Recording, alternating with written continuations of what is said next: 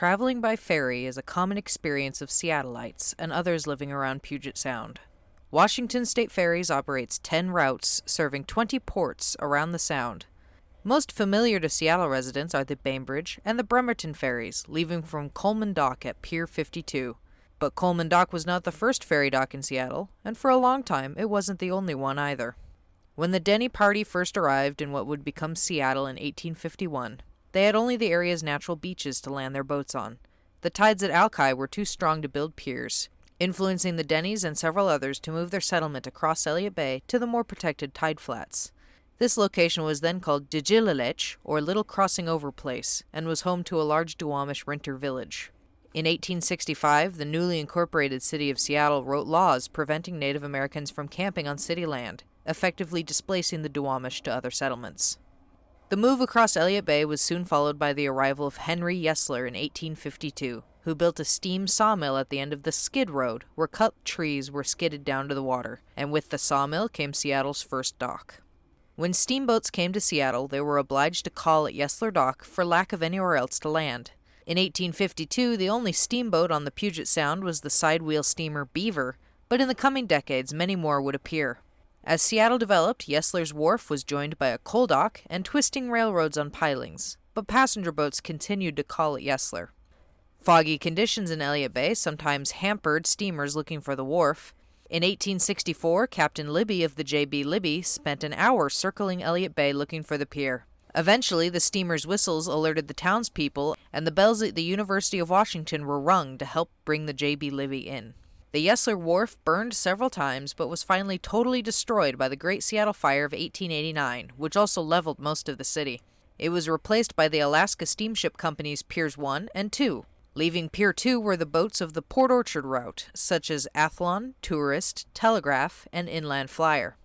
In 1882, the Colman Dock was built just north of Yesler Wharf. It was originally intended for the Oregon Improvement Company's coal bunkers, but it burned like the rest of the city in 1889. After Colman Dock was rebuilt, it became the primary terminus for Mosquito Fleet ferries plying the Puget Sound. Colman Dock fell under the control of the Puget Sound Navigation Company, which was later known as the Blackball Line, and in 1910 a rate war between Puget Sound Navigation and the Kitsap County Transportation Company caused the KCTC to be banned from landing at Colman Dock. KCTC moved several docks north to the Galbraith-Bacon Pier. In 1888, the city of Seattle received its first double-ended ferry, where wheeled vehicles, mostly horse-drawn carts, could be loaded directly onto the main deck. Appropriately, this new vessel was named City of Seattle, and it ran from the foot of Marion Street over to West Seattle. The fare was 5 cents, and was an attempt by the West Seattle Land and Improvement Company to sell lots in West Seattle. In the summer of 1889, the city of Seattle was offering 10 round trips a day. In 1907, the ferry was replaced by the more modern West Seattle, which offered separate decks for vehicles and passengers. The city of Seattle was sent to California, where it still exists as a houseboat in Sausalito. The rise of streetcar lines running to West Seattle eventually put the West Seattle Ferry out of business in 1920. Between the dock for the West Seattle Ferry and the Seattle Fire Department Station 5 sat the Flyer Dock. This pier was for the use of the steamship Flyer, owned by the Columbia River and Puget Sound Navigation Company. Flyer ran from Seattle to Tacoma, a trip taking her just 90 minutes, from 1891 until 1911, when she was purchased by the Puget Sound Navigation Company and moved up to Everett. The Flyer Dock was then purchased by Grand Trunk Pacific, a Canadian railroad company, which built an enormous pier in 1910 to handle the traffic of their fleet of steamships. The pier burned in a spectacular blaze in 1914 and was rebuilt. The area where the West Seattle Ferry Dock and the Grand Trunk Pacific Dock once stood is now part of Colman Dock's staging area for cars on the Bainbridge and the Bremerton routes. Moving north, the next pier is the Seattle Fire Department Station 5, which is still in use today. The next dock to the north was Pier 3, which was originally a shed for the Northern Pacific Railway. The first tenants were James Galbraith and Cecil Bacon. It was later known as the Galbraith-Bacon Dock, or just the Mosquito Fleet Dock, where Kitsap County Transportation Company waged their fight against the Puget Sound Navigation Company.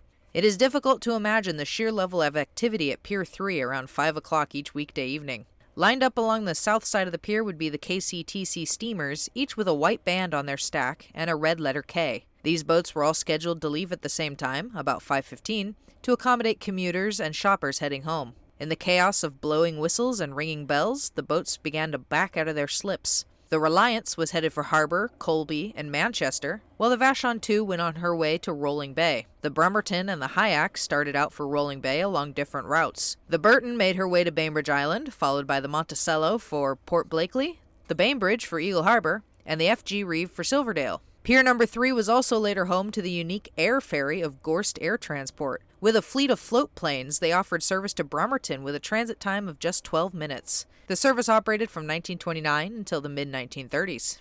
South of the old Yesler Wharf and later Northern Pacific's Piers 1 and 2 sat the Pacific Coast Company's Piers A, B, and C. Pier A was known as the Ocean Dock and was where large coastal steamers landed, while Pier C was known as the City Dock and was where one could catch intercity Mosquito Fleet steamers to locations such as the San Juan Islands and Port Angeles.